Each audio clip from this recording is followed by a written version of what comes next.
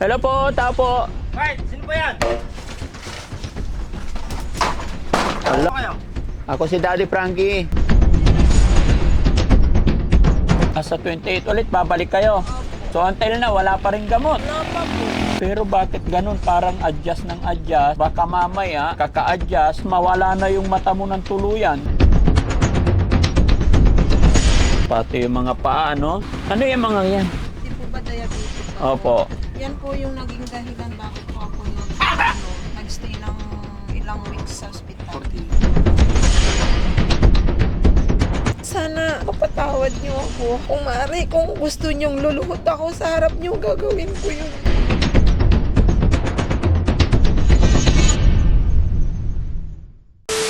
Mga kababayan, mga kabarangay, magandang tanghali po sa atin lahat. October 25. Kung maalala niyo mga kababayan, nangako ako kay Ate Cristina na after po ng check-up niya ng pitsa 23 is babalikan ko siya. Kaya ito na yun mga kababayan, dahil gusto ko ring i-update kayo, gusto ko ring ipaalam sa inyo kung ano na nga ba yung nangyayari sa pagpapagamot ni Ate Cristina. Siyempre, para malaman din ng ating mga sponsor kung may improvement ba sa mata ni Ate Cristina. Kaya ito rin yung pangako ko mga kababayan na after isa gusto kong malaman.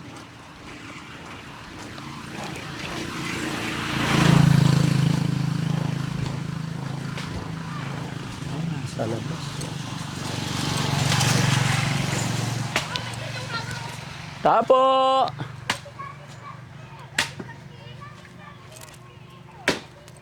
Hello po, tapo! Right, sino ba yan? Sino kayo? Ako si Daddy Frankie.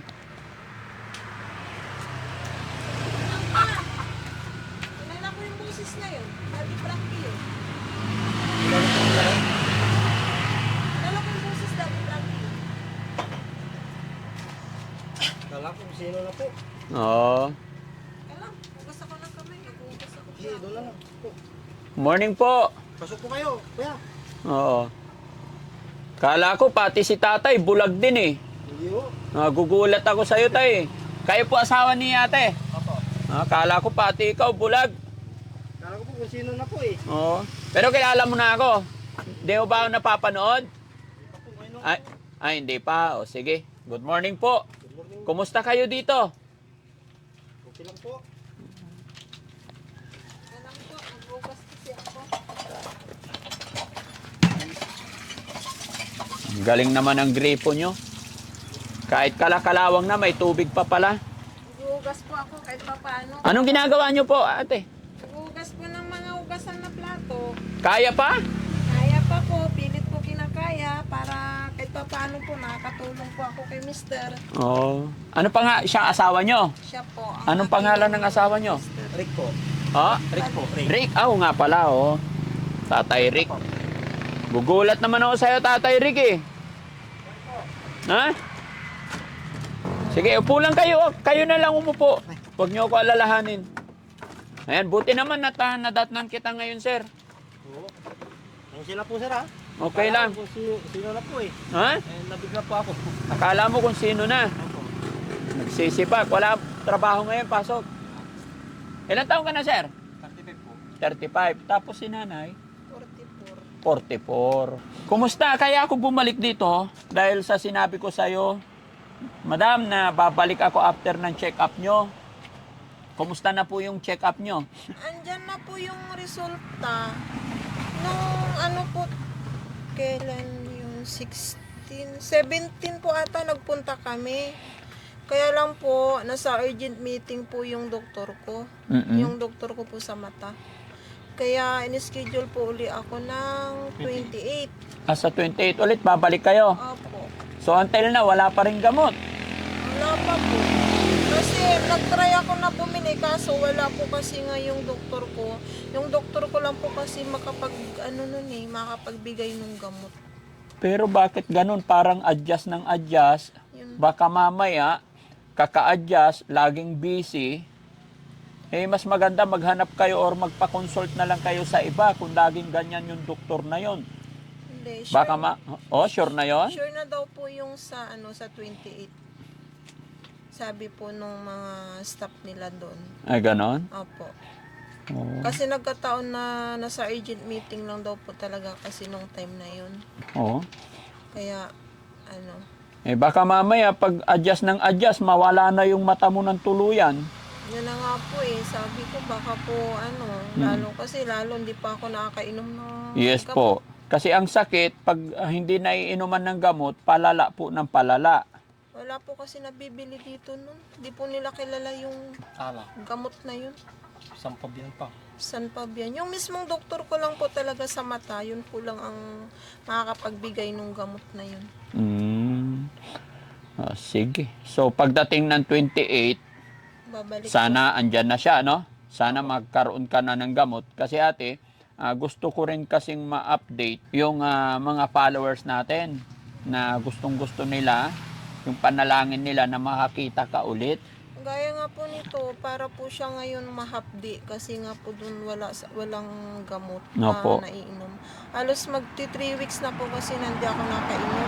Oo. Kumahapdi na naman po siya. Yun. Tapos parang yung paningin ko parang ang dami pong lumilipad. Ano, yung paningin, parang ang dami lumilipad.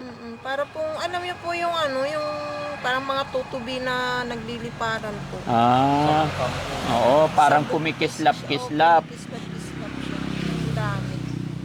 Tapos masakit yung mata.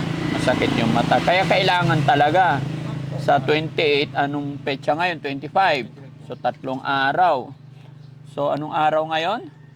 Saturday. So, Thursday. Tuesday. Ano? Tuesday po. Tuesday. Opo. Tuesday ang balik nyo doon. Every Tuesday po kasi yung schedule niyan nung doktor ko sa mata. Pero, pag Tuesday, wala pa rin, maghanap na kayo ng iba. Opo, opo.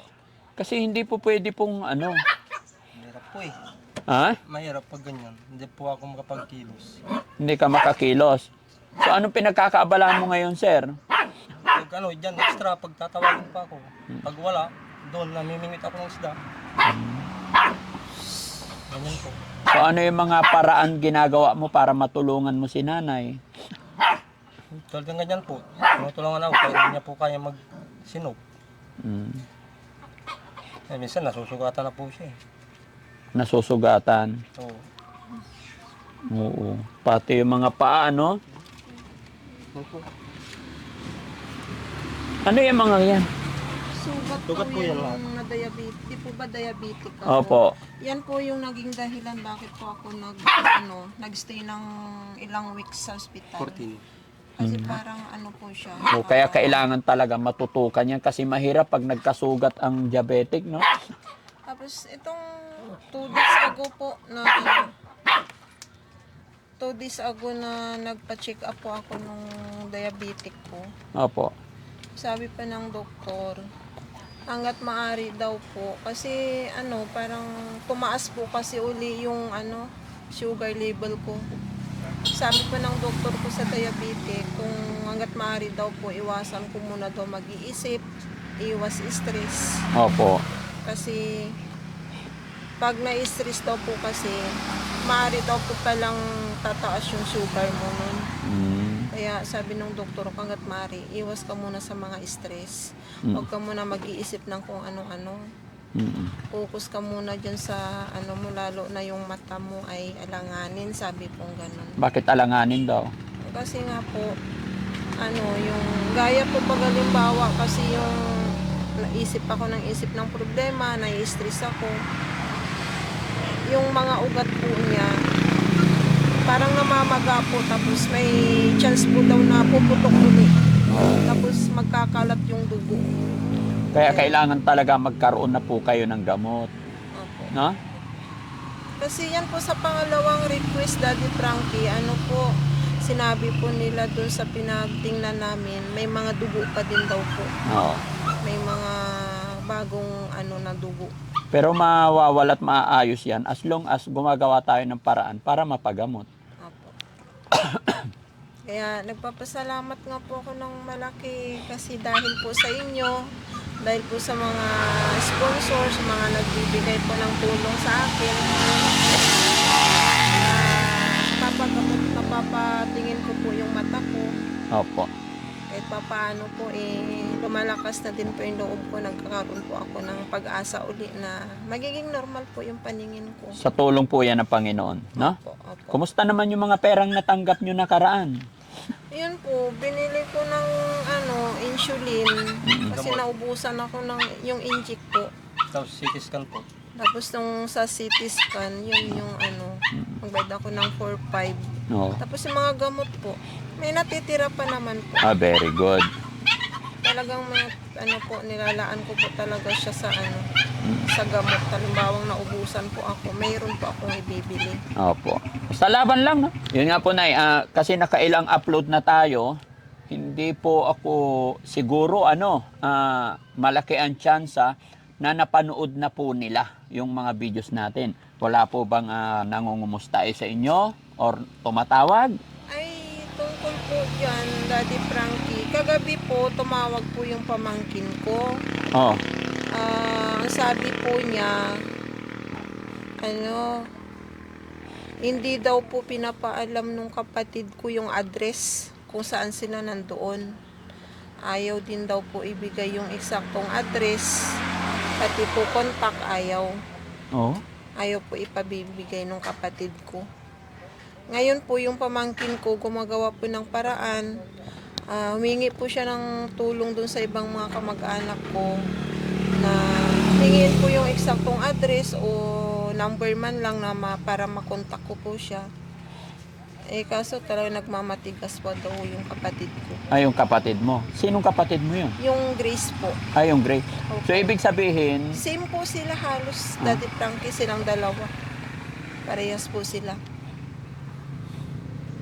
Talagang nagmamatigas po sila. Kaya yun nga po, gaya nga po ng sabi ko sa inyo, itong sa mata ko at sa diabetic ko, halos same po ng sinasabi ng mga doctors ko na hanggat maaari iwas daw po muna stress, lalo hindi pa okay yung paningin ko. okay. Para halimbawa po yung maging resulta dun sa pangalawang request ng mata ko, madali pong maaksyonan kung sakali. Mm-mm. Kaya hanggat maaari po talaga daw, bawal muna ako mag-isip. Opo.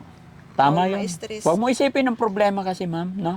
Kaya hindi po kasi para sa akin po kasi, Daddy Frankie, kagaya nga po ng paulit-ulit ko pong sinasabi na gusto ko po talaga kasi magkaayos kami. Eto na naman po tayo. Hindi ko po kasi napigilang umiyak pagdating po sa mga kapatid ko. Kasi ilang taon na din po kasi, start po ng 2019. Oo. Until now, hindi po kami nakakapag-usap pa. Kaya talaga po kahit po ganito yung kondisyon ko, pinipilit ko po talaga na sana po ipagkaloob ni God na magkaayos na po talaga kami. Kahit po makapag-usap lang kami, yung kapatawaran po nila, yun po ang inaantay ko na marinig sa kanila mismo. Na hanggang sa maging okay po kami. Pero kung talaga pong ayaw nila, siguro po magpo-focus na lang po muna siguro ako sa mata ko, sa pagpapagaling ng mata ko. Para halimbawa po maging okay na yung mata ko, yung paningin ko. Saka na lang po siguro ako gagawa ng paraan para magkausap-usap kami. Paano bang sinabi ng pamangkin mo na tumawag sa iyo? Ano yung pagkasabi niya? Yung mga nakaraang buwan po kasi, Opo. nakiusap ako dun sa pamangkin ko na kung pwede po ako hingin ko yung address ng tita niya kasi nung namatay po nga kasi yung mother ko, nakapunta po siya doon. So, ibig sabihin, alam po niya yung Alam address. Opo. Kailangan ang sagot po niya nga ayaw kasi tita ni Tita Grace na ipaalam yung address niya kung saan sila nakatira. Tapos, magbaka sakali ka na lang tita, baka nandoon siya sa Antipolo kasi ang alam ko, every Saturday and Sunday nasa Antipolo sila. Kasi may bahay, may lupat bahay po kasi na binili yung mama ko doon bago po namatay yung mama ko. So, ibig sabihin, may mga lupain yung mama mo siya. Ay, mama nyo bago namatay. Ayun po yung binili niya, 24 square meter lang po yun. Okay. Pinagtayuan lang po ng bahay. Nakapangalan po yun sa kapatid ko. Kaso nga po, pinapasabi nga daw po nung kapatid ko na huwag sabihin kung saan yung eksaktong address. Magkagalit daw sila nung pamangkin ko. Maaring ano lang yan, masasabi kong ayaw lang siguro nilang sabihin dahil ayaw lang nilang maipublic. Ang importante yung ikaw lang makakaalam para pwede natin puntahan or pag okay ka na, pwede mo silang puntahan. Hindi po ako naniniwala na pag nakita ka na nila, nandoon ka na sa harapan nila at hihingi ka ng sorry kung ano man ang pagkakamali, hindi na natin pwedeng alamin, ikaw nagkamali, ako nagkamali. Hindi eh. Ang pag-usapan na lang natin dito yung magkabati-bati, magkaayos para mawala yung bigat sa dibdib. Opo. Kasi kahit anong gawin nila, kapatid ka pa rin nila. Alam ko, mahal ka pa rin nila. Kahit anong gawin mo, magkagalit man kayo ng kapatid mo, aminin natin at sa hindi, masakit sa dibdib Opo, totoo po. na kapatid natin mismo ang kaaway natin. Aminin natin yan. Kahit anong mangyari, kapatid mo pa rin yan.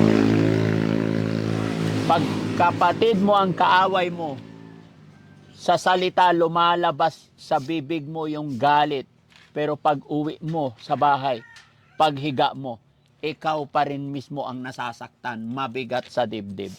Kaya hindi ako naniniwala na pag pinuntahan mo sila at magsusuri ka, yayakap at yayakap yan, iiyak at iiyak yan.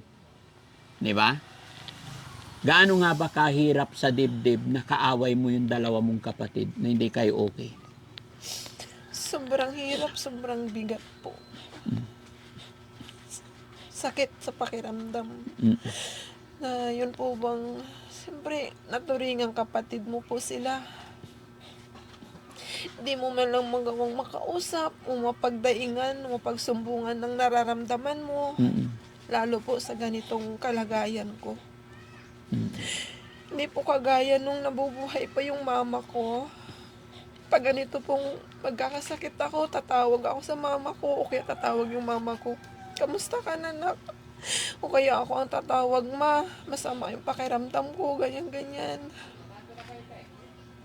Namimiss ko na din po yun na sabihin ng mama ko na, pagaling ka na, huwag ka magpakapagod. Pag makaramdam ng masamang pakiramdam, pahinga. Sana po ganun na bagay, ganun na, sa ganung part po, sana madinig ko din sa mga kapatid ko. Gusto mong marinig sa mga kapatid mo yung ganun. Gusto ko din po maramdaman na mahal nila ako, may malasakit sila sa akin. Huwag kang mawala ng pag-asa, ate. Gawan mo lang ng paraan na malaman mo yung address nila, tutulungan ka namin. Dahil naniniwala ako, gaya ng aking sinabi, hindi pwedeng, hindi ipagkaila, nasasaktan din sila sa nangyayari. Kaya pag nakita ka na nila, yayakap at yayakap yung mga yan. No? Huwag lang tayo mawala ng pag-asa. Sana nga po. No. Sa ngayon, focus muna tayo sa pagpapagaling ng iyong mata. Kaya yung mga ginagawa ng sponsor natin, binibigay ng mga sponsor natin, pakaingatan, pakahalagahan. Gaya namin sinabi, andyan naman si tatay, focus, pagtiyagaan natin magbalik-balik sa ospital para manumbalik yung iyong paningin. Opo. Makontrol natin yung diabetes mo, no? Yung sakit mo na diabetes, no? Para sa ganun, pag okay ka na, pwede tayong bumiyahe pag nakuha mo na yung address or kung kaya mo mag-isa, walang problema, di ba? Mas maganda, lalo na kung ayaw nila na, kasi gusto nila siguro privacy, di ba? Kahit noon pa yan, Daddy Frankie, kahit po hindi pa ganito nangyari sa akin, kahit po hindi pa ako nakapag ganito ng Karamdaman, kalagayan. karamdaman. Ganyan na po sinasabi nila. Wag nyo ibibigay yung isang kong address ko. Ayaw ko siyang makita, ayaw ko siyang makausap. Sabi po nilang gano'n. Dahil galit sila, dahil Ah, nagtatampo opo. sila. Pero kung magsusorry ka na, mawawala yan. Tapos may binitawan pa po yung kapatid ko na hindi ko alam tol kung mapapatawad kita. Hindi ko alam kung hanggang kailan ako magagalit sa'yo. Yun po yung iniisip ko na kung mapapatawad pa ba nila ako, hindi na. Pero hindi pa rin po ako nawawala ng pag-asa na sana mapatawad po nila ako. Tama. Kung tutusin po kasi Daddy Frankie, itong pagpunta niyo po sa akin, papasalamat po ako dahil po sa inyo. Nakagawa po ng hakbang na unti-unti pong malalaman at unti-unti pong gagaling yung mata ko. Mm-mm. Kung tutusin po, ito lang po talaga dapat yung pakay ko na tutukan yung sa paggaling ng diabetic ko, yung pagbalik ng paningin ko. Opo. Kaso hindi ko po talaga kasi mapigilan na hindi ma-voice out sa inyo yung tungkol sa amin magkakapatid. Sa sobrang pagka-miss ko na po sa kanila. Okay lang yun. Huwag mong dibdibin, huwag mong sarilihin yung problema. Kung ano yung gusto mong sabihin, iparating sa iyong mga kapatid. Kapatid is kapatid, gaya ng aking sinabi. Sinasabi lang nila yon dahil galit sila. Pero tandaan mo, pag nakita ka nila na magsusori at umiiyak, lalambot yan. At I'm sure, pinapanood nila yung mga upload natin. Kaya, gaya ng aking sinabi, walang hihigit sa taong mapagpakumbaba. At hindi natin, sa puntong ito, hindi na natin pwedeng alamin kung sinong may mali. Kailangan mag-sorry, gagawin natin para mawala yung tinik, bigat sa puso, sa dibdib natin. Dahil kahit sila, masakit sa dibdib nila. Hindi nila gusto na magkaaway-away kayo. No? Kaya, huling pagkakataon pa, dahil napapanood nila to, kung ano yung gusto mong iparating ulit, pwede mong sabihin sa kanila, papanood ulit nila to, ng dalawa mong kapatid. Mag-sorry, walang problema. Ganun lang. Ulit-ulit ko na pa rin po sasabihin sa kanila na hingi ako ng tawad. Ang sa akin lang naman po kasi gusto ko po talaga na magkaayos kami. Lalo na po nalalapit na po ang Pasko. Ilang Paskong nagdaan na din po kasi na hindi kami nakakapagbatian, hindi kami nakakapag-usap. Walang imika na wala. Ate Christina, didiretsahin kita. Sorry Po. Kaya na sinabi ko, wala akong pinapanigan sa inyo. Sa sinasabi ko kasi na gusto ko humingi ka ng sorry or what, nararamdaman ko kasi na hindi pa nila narinig galing sa'yo yung sincere.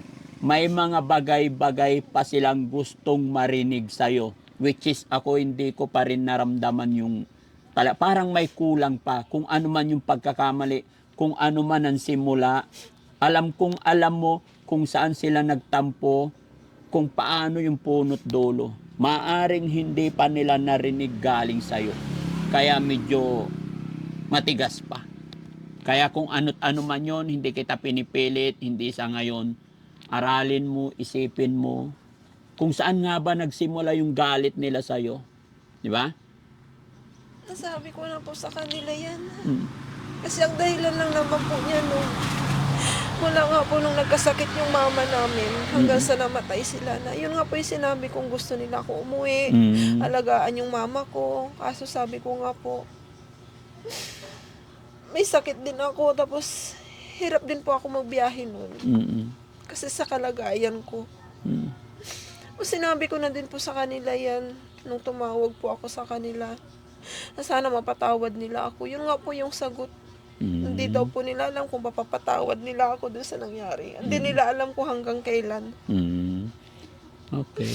Sige ate, manawagan ka sa dalawa mong kapatid yung pagsusorry natin. una-una sa'yo, Grace. Gusto kong sabihin na kung ano man yung mga naging pagkakamali ko dahil sa nangyari sa mama natin, hindi ko sinasadya yun, tol. Hindi ko sinasadya na hindi umuwi o hindi pumunta kahit sa huling hinga nila. Sana mapatawad niyo ako sa mga naging kasalanan ko, sa pagkukulang ko bilang ate niyo. Sa iyo, Casey, alam ko na hindi tayo magkasama na lumaki. Kaya may tampo ka din sa akin dahil bilang ate mo, hindi ko napadama sa yung pagmamahal dahil nga sa malayo tayo sa isa't isa. Hingi din ako ng tawad sa iyo sa mga pagkukulang ko bilang ate mo, sa pagkakamali at sa pagkukulang ko para sa mama natin hanggang sa nawala sila. Gusto ko lang kasi na ihingi ng tawad yung lahat ng pagkakamali ko sa inyo. Sana mapatawad niyo ako. Okay.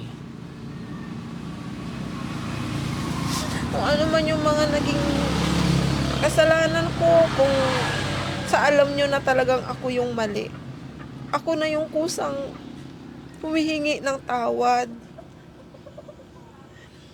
Kung maaari, kung gusto niyong luluhod ako sa harap niyo, gagawin ko yun dahil sa inyong mga kapatid ko bilang ate niyo. Gagawin ko, ako na yung nagpapakumbaba, nagmamakaawa ako sa inyo. Napatawarin niyo na ako, hingi ako ng kapatawaran.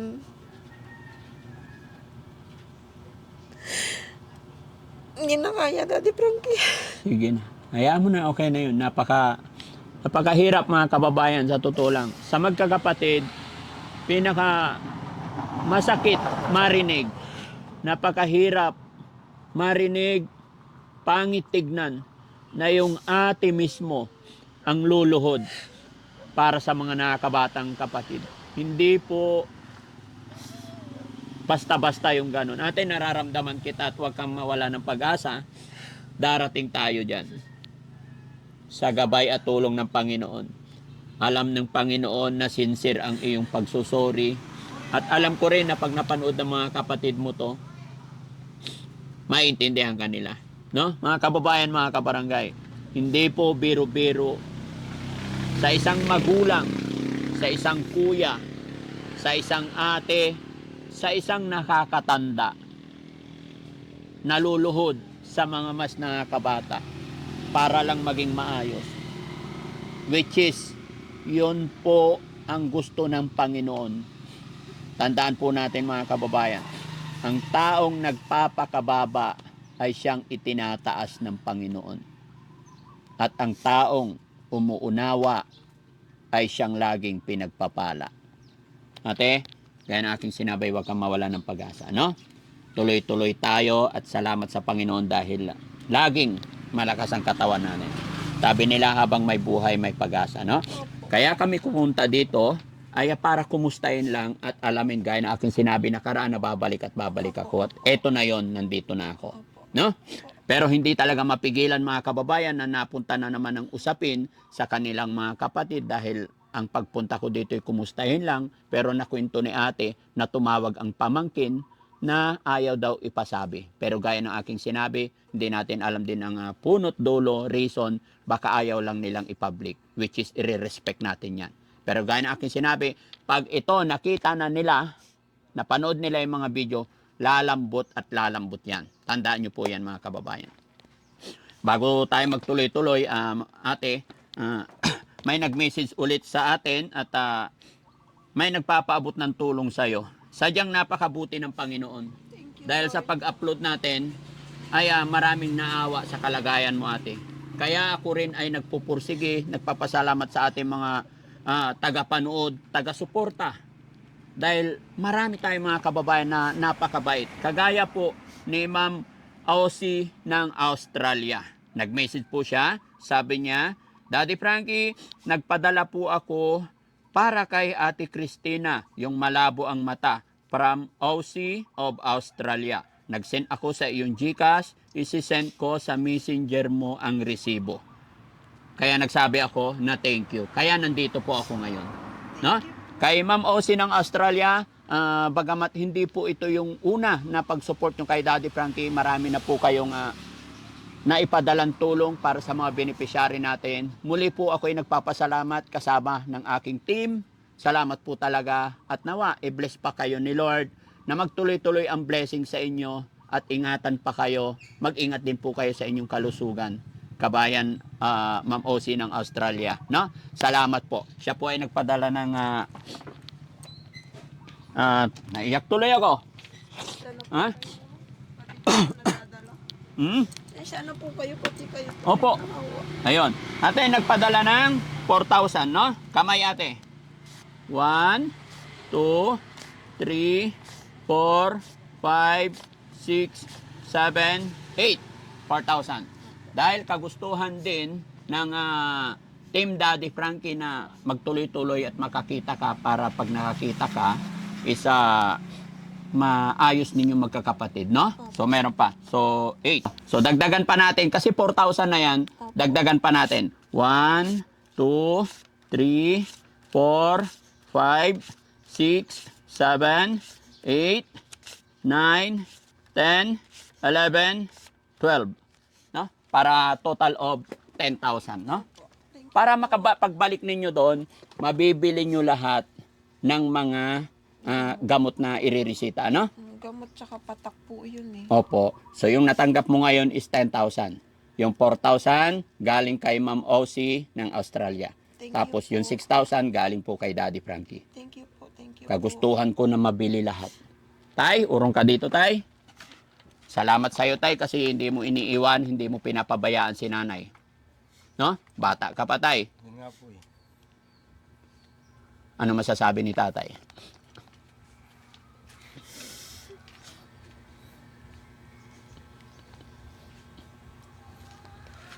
Mabut. Masasabi kong sa'yo, ma, kahit wala akong trabaho, extra, nandito ko pa rin ako para sa'yo. Kailan mo siya iwanan? Hindi ko. Hindi mo iwanan. Pangako mo yan. Okay. Ang mag-asawa, sa hirap at ginawa, magsasama. Opo. Gaano mo kamahal si nanay? Sobra po. Kaya ako, extra. Pag walang trabaho, mamimingwit. Pag may trabaho, dyan lang po. Hindi ako makakalis-alis, makalayo-layo. Eh, yung kalagayan niya po, Oo. ganyan. Pero pwede ka sigurong maghanap ng trabaho na hindi yung extra. Consistent dapat. Para may pagkain araw-araw. Sorry alam ko mahirap talaga ang buhay. Pero the more na humihirap ang buhay, mas lalo tayong magpursige, maghanap ng trabaho, no? Hindi yung aasa tayo sa extra. Hindi, meron pa akong napasukan, kaso sa pagan yung ganitong kalagayan ko po. Nagtanggal ng tao. Sabi nila, sobra daw. Oo. Kaya po yun. Kaya ito, naghanap pa rin ako. Yes po. May mga reason talaga bawat company, hindi talaga maano yan. Pero ang totoo niyan, may mga bagay-bagay, no? Sorry sasabihin ko lang. Ang company, pag nakikita nilang medyo alanganin, nagbabawas talaga ng tao. Pero pag ang empleyado nakita nilang masipag, pursigido, kung sino yung masipag, pursigido, yun ang natitira lagi sa company. Kaya gaya ng aking sinabi, the more na humihigpit ang buhay, mahirap ang buhay, lalo tayong magtiyaga, magpursigi sa bawat bagay. Lalong-lalo na sa sitwasyon ni nanay, no? Okay? Nay, anong masasabi mo na nakabalik ulit ang Team Daddy Frankie at nakatanggap ka ulit ng blessing galing sa ating buting sponsor na si Ma'am OC ng Australia? Una po, nagpapasalamat ako kay Ma'am OC ng Australia. Thank you po sa bigay niyong tulong sa akin at sa iba pa pong mga beneficiary ng Team Daddy Frankie. sa inyo din po, Daddy Frankie. Maraming salamat po. Dahil kung wala po ang Team Daddy Frankie, hindi ko po alam kung makapagpapagamot pa ako ng mata ko. Mm. May mabibili pa ba ako ng mga gamot? Yes. Nang dahil po sa inyo, malaking tulong po. Thank you po ng Yes. malaki kay Lord. Ang perang yan, hindi po sa pangingialam, i-focus natin sa pagpapagamot. Sa pagkain, para sa bahay, kayang-kayang kitain o gawa ng paraan ni tatay, no? Huwag natin biguin itong ating mga sponsor. Dahil mas gagaan ang buhay pag si si nanay ay makakita na. No? At may awa ang Diyos, mga kababayan, mga kabarangay. Hindi po ito yung huli na pagpunta natin dito.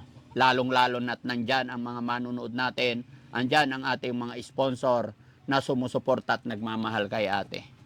No? Muli po, mga kababayan, mga kabarangay, ako po'y nagpapasalamat ng lubos sa inyong lahat. Dahil bawat biyahe ng Team Daddy Frankie, bawat beneficiary ng Team Daddy Frankie ay nakasubaybay kayo. Nandyan kayo tumutulong sa akin.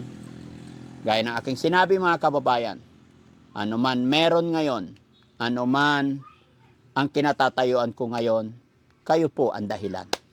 Kaya thank you kay Lord, thank you sa mga sponsor, sa lahat po na nagmamahal, sumusuporta kay Daddy Frankie. Nawa, magtuloy-tuloy tayo para mas makatulong pa tayo. Maraming salamat sa inyong lahat, mga kababayan, mga kabarangay. Magandang gabi po sa inyong lahat. Lahat ng nandyan sa premiere natin, hindi ko na po kayo maisa-isa. Thank you. Tuloy-tuloy lang po tayo and God bless po.